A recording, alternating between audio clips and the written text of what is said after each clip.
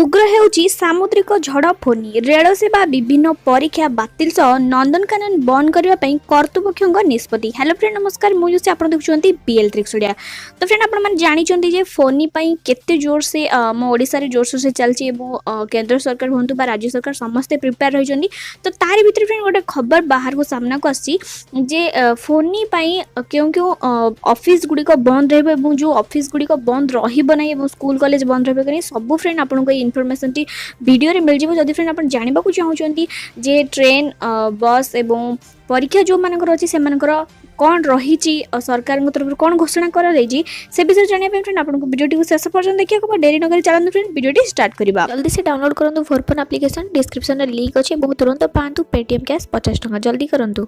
निद हजाइछि सामुद्रिक झड़ फोनी ओडिशा मुहा होइतिबा एही प्रलयंकर बात्या पई आसंता काली संध्या पर ठारू ट्रेन सेवा बातिल करा जिबार संभावना रहिछि बोली सूचना दैछन्ती पूर्वोत्तर रेलपथ कर्तृपक्ष। तेबे यात्री मानकर एही अनुसार सेमानकर यात्रा योजना करबाकू पूर्वतट रेलपथ पक्षरु परामर्श दिया जाइछि। ए नै आज संध्या रे सविशेष विवरणी प्रदान करा जियो बोली पूर्वतट रेलपथ पक्षरु सूचना मिलछि। अन्यपटे उत्कल विश्वविद्यालय पक्षरु मध्य परीक्षा बातिल करा जाइछि। फोनी ओडिशा मुहा होइतिबारु 2 तारिख 3 तारिख 4 रे हेबाकु थिबा परीक्षा बातिल करबाकू निष्पत्ति नैछन्ती विश्वविद्यालय कर्तृपक्ष। सेहीपरि बीपीयूटी अधीन रे थिबा 146 टी कॉलेज रे हेबाकु थिबा समस्त परीक्षा तारीख को घुंचाई दिया जाइछि।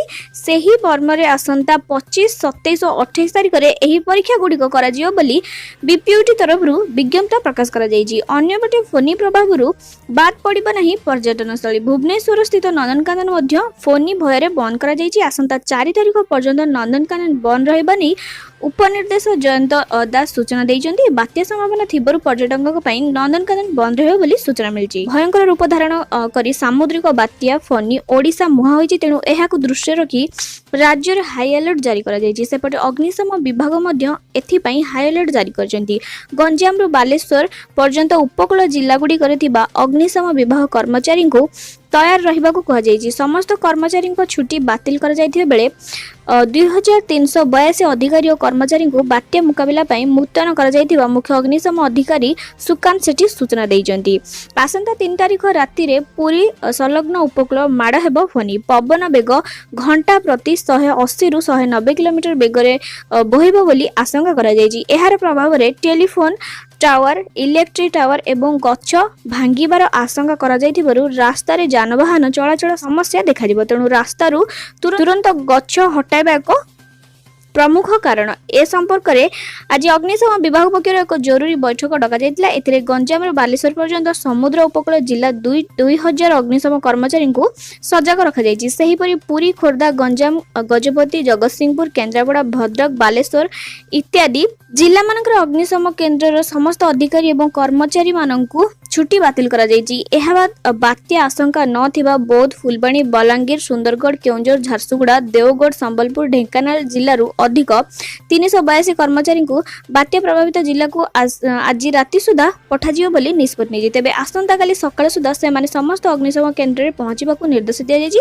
प्रति प्रभावित जिल्ला रे जणे लेखे अग्निशम विभाग अधिकारी को दायित्व दिया जाइछि। एमाने सेठारे 24 घंटिया कैंप आसंता काली ठारू खोलिबे। जिल्ला रे गछ काटिया पई समस्त सुविधा पर्याप्त परिमाण रे जोगाई दिया जिवो। एहा बाद लाइट जनरेटर पावर बोट अग्निशम गाड़ी डीजेल मौजूद रखिया पई निर्देश दिया जाइछि।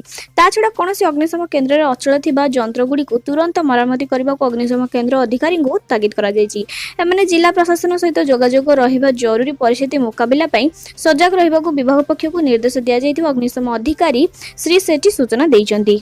सेहीपरि फोनी पई शिक्षा अनुष्ठान बंद रहिबा बात्या को दृष्टि रखी काली ठारू राज्यर सब स्कूल एवं कॉलेज बंद घोषणा। एही समय समस्त परीक्षा मध्य बातिल करा जाइछि। भयंकर रूप नेछि Fani extremely severe cyclonic storm बा अत्यंत प्रबल बात्या रे परिणत होई सारछि फोनी। आगकू एहा आउरी घनीभूत हेबो। 3 तारिख अपराह्न फोनी ओडिशा उपकूल छुइबो। तबे एही समय रे पवन रे बेग घंटा प्रति 180 रु 190 किलोमीटर रहबा बोली जणा पड़छि। बात्या फोनी गोपालपुर चांदबाली मध्य रे पूरी उपकूल देई अतिक्रम करिबो बोली पाणीपाग विभाग पक्षरु सूचना मिलछि। तबे संभाव्य बात्या को दृष्टि रखी सरकार तरफरु उत्परता देखाई देछि। आसंता काली ठारू राज्यर समस्त शिक्षानुष्ठान तथा स्कूल एवं कॉलेज बंद घोषणा करा जायछि। फोनी पई शिक्षानुष्ठान मानकरे हेबाकु थिबा परीक्षा गुडी को मध्ये घुंचाई दिया जायछि। तेबे परीक्षा थिले ताहा परवर्ती समय रे तारीख निर्धारण करा जियो बोली घोषणा करा जाय। सेहि बोली सामुद्रिक बात्या फोनी ओडिसा को छुई पश्चिम बंगाल आड़ को गति करिवो। सेति पई पर्यटन क्षेत्र पुरी रे अधिक सतर्क पदक्षेप ग्रहण करचंती सरकार। पुरी रु समस्त पर्यटकों को खाली करने को एसआरसी जिलापाल मान निर्देश दि जाएगी। समुद्र उपकूल रे अधिक नजर रखा जाएगी। समुद्र अशांत रहिबा सह अधिक उच्च जुआर उठिबा संभावना थिबारु समुद्र उपकूल रे अधिक नजर रखा जाएगी। अन्यपटे जिलापाल माने मध्य ब्लॉक और तहसील स्तरीय अधिकारी सह बैठक करचंती। प्रभावित आशंका थिबा जिला मानकर थिबा मोट 879 बात्या आश्रय गृह को प्रस्तुत करी रखा जाइछि बोली स्वतंत्र रिलीफ कमिशनर सूचना दैछनि। जदि आसंता 3 तारिख रे बात्या फोनी भूखंड छुए तेबे 2 तारिख रे लोकन को करा जियो बोली से कहिजंती। एहा सह बात्यार मुकाबिला पई मुंडली ठारे 12 यूनिट एनडीआरएफ 20 यूनिट ओड्राफ एवं अग्निशम विभाग स्वतंत्र दल को प्रस्तुत करी रखा जाइछि बोली सूचना मिलछि। तेबे जदि बात्यारे किछि भी विशेष क्षयक्षति हुए प्रशासन तरफ समस्त प्रकार सहायता जोगाई देवार तुरंत उद्धार कार्य एवं अन्य मौलिक सुविधा जोगाई देवा प्रस्तुत रहा मुख्यमंत्री निर्देश देइछन्ती। आशा करूँ फ्रेंड वीडियो थ्रू आपको समस्त इनफॉरमेशन मिल जाइए बात्या फोनी को लेकिन कौन कौन बंद रहा क्यों मानकर छुट्टी बातिल कर समस्त इनफॉरमेशन। तो फ्रेंड जदि आप फोनी किसी नुआ अपडेट जानवा चाहते तेज आम चैनल को जब सब्सक्राइब करना तो जल्दी से सब्सक्राइब कर रखते। देखा फ्रेंड आउ एक इनफॉर्मेटिव वीडियो सहित। Thank you friend, thanks for watching my video.